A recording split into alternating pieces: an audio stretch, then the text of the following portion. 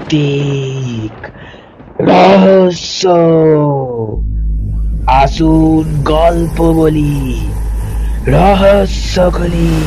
নমস্কার বন্ধুরা, আপনাদের সবাইকে স্বাগত আমাদের চ্যানেল ভৌতিক রহস্যর আরো একটি নতুন ভিডিওতে, আরো একটি ভৌতিক ভিডিওতে। তো এটা আমাদের ভৌতিক রহস্যর গল্প ঘটনার 46 নম্বর এপিসোড নম্বর 46। তো প্রত্যেকটা এপিসোডের মতো এই এপিসোডটা হতে চলেছে খুবই ভয়ঙ্কর এবং খুবই অন্যরকম একটি এপিসোড। কেন সেটা আপনারা পুরো এপিসোডটা শুনলেই বুঝে যাবেন, কারণ আজকের এপিসোডে যে ঘটনাটি থাকছে সেই ঘটনাটি হয়তো একটি ছোট ঘটনা, কিন্তু প্রত্যেকটি এপিসোডের মতোই ভয়ঙ্কর হতে চলেছে এই ঘটনাটি ছোট হলেও একটি ভয়ঙ্কর ঘটনা। আর এই ঘটনাটি শোনার পর আপনাদের মনে একবার হলো প্রশ্ন জাগবে যে সত্যি কি এটা সম্ভব, সত্যি কি এটা হয়, সেটা আপনারা বিচার করবেন। আমরা চলে যাব আজকের ঘটনায়। তো ঘটনাটা শুরু করার আগে বলে দিচ্ছি, আজ আমাদের চ্যানেলে আমরা খুব শীঘ্রই 2K সাবস্ক্রাইবার কমপ্লিট করতে চলেছি। যারা এখনো অবধি আমার চ্যানেলটিকে সাবস্ক্রাইব করোনি, সাবস্ক্রাইব করে দেবে। আর অবশ্যই ভৌতিক রহস্যের প্রত্যেকটি ভিডিওকে লাইক করে দেবে, এবং এই ভিডিওটিও যদি শোনার পর পুরো ঘটনাটি শোনার পর মনে হয় লাইক করার যোগ্য, তাহলে অবশ্যই ভিডিওটিকে লাইক করে দেবে। আর অবশ্যই বন্ধুদের সাথে ভিডিওগুলোকে, আমাদের ভয়েসগুলোকে, আমাদের শর্ট ফিল্মগুলোকে, আমাদের ইনভেস্টিগেশন ভিডিওগুলোকে বন্ধুদের সাথে শেয়ার করে দেবেন, যাতে আরো বেশি করে ভৌতিক রহস্য এগিয়ে যেতে পারে। এই আশা নিয়ে আমরা শুরু করছি আজকের ঘটনা। তো আজকের যে ঘটনাটি, সেই ঘটনাটি আমাদের পাঠিয়েছে শ্রীরামপুর থেকে শ্রীমিতা দাস। তো শ্রীমিতা দাসকে অনেক অনেক ধন্যবাদ এই ঘটনাটি পাঠানোর জন্য। তো এই ঘটনাটি লেখার আগে শ্রীমিতা দাস কয়েকটি কথা লিখেছে, সেটা আমরা একটু পড়ে নেব। শ্রীমিতা দাস লিখছে, এই ঘটনাটি আমার জীবনে ঘটেছিল আজ থেকে ঠিক 1.5 বছর আগে। 1.5 বছর কেটে গেলেও আমার জীবনে এই ঘটনাটি অমিল হয়ে রয়েছে। আমি ঘটনাটি ভুলতে পারিনি।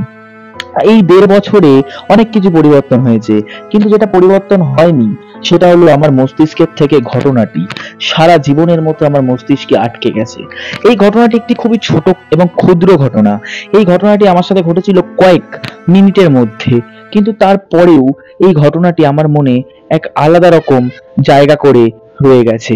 তো আজকে আমি এই ঘটনাটি ভৌতিক রহস্যকে লিখছি, এবং আশা রাখছি ভৌতিক রহস্য বাকি ঘটনাগুলোর মতো আমার এই ঘটনাটিকেও তুলে ধরবে এবং আপনাদের সামনে এই ঘটনাটিকে তুলে ধরবে।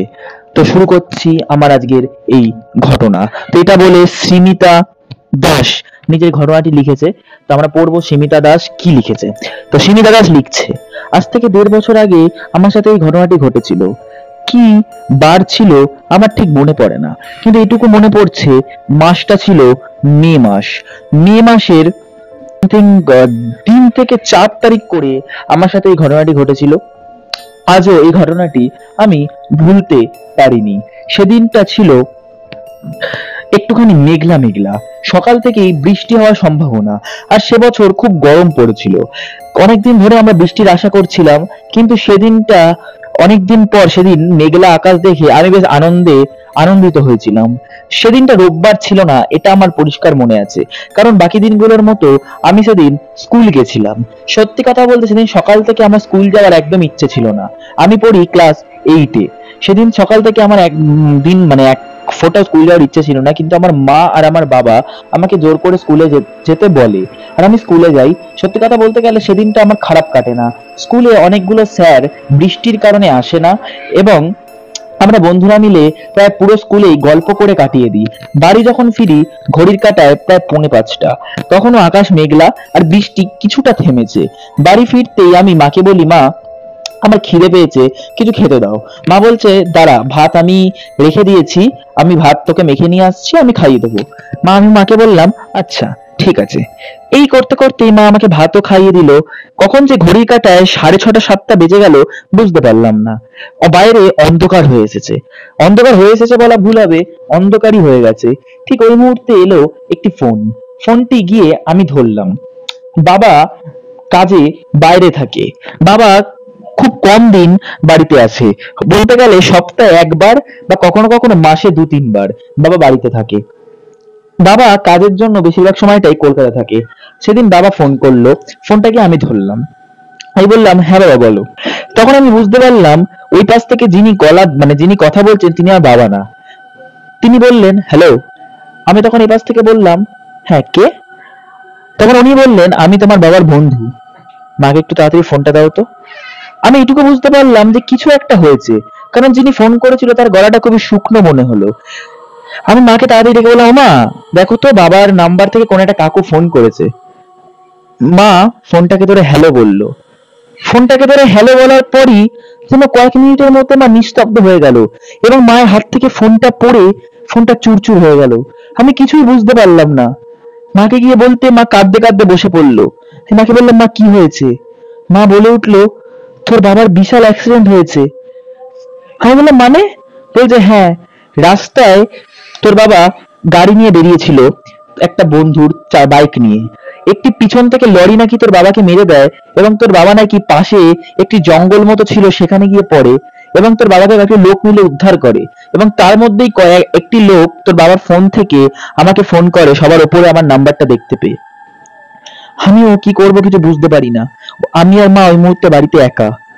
মা বলে আমাদের এক্ষুনি কলকাতা যেতে হবে, তোর বাবা কলকাতার একটি হসপিটালে ভর্তি। আমি বললাম আচ্ছা চলো।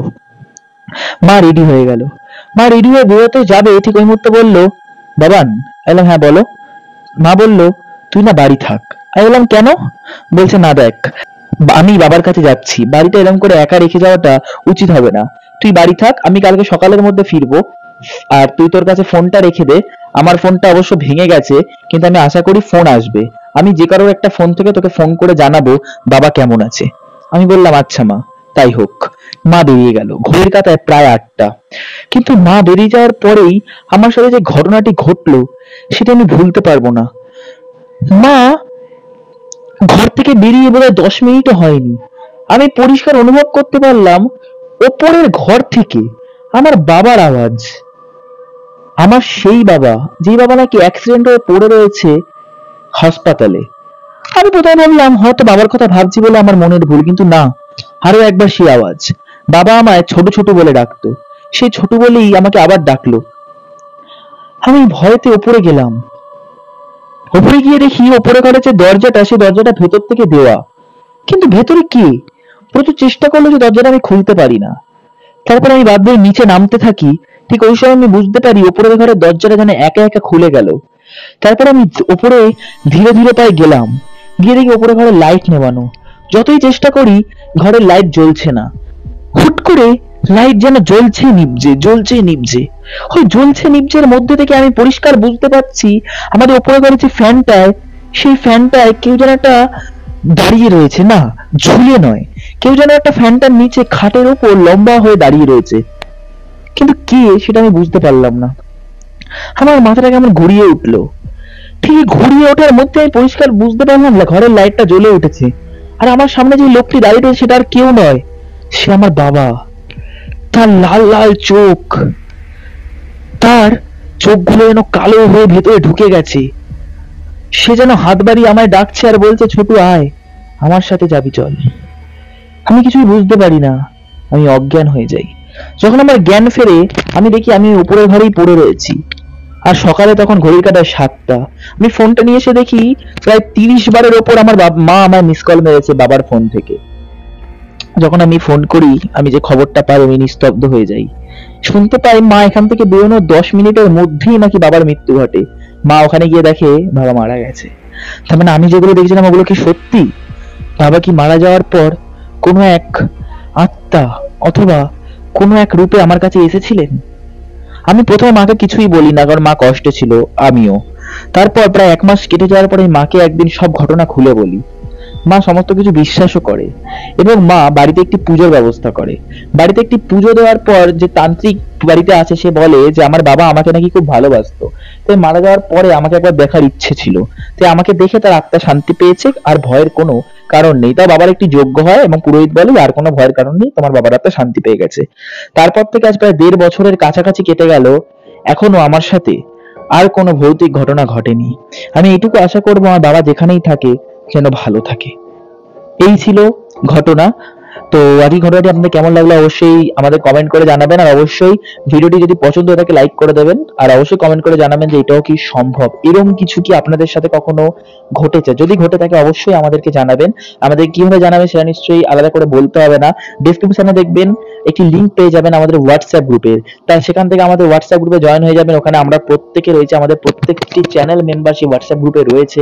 সেখানে আমাদেরকে আপনারা ভিডিও পাঠিয়ে দিতে পারেন, বা আপনার সাথে ঘটে যাওয়া কোনো ভিডিও, কোনো স্পট ইনভেস্টিগেশন করার জন্য, অথবা আপনার সাথে যে ঘটনাগুলো ঘটেছে সেগুলো লিখে হোক ভয়েস হোক আমাদেরকে জানাতে পারেন।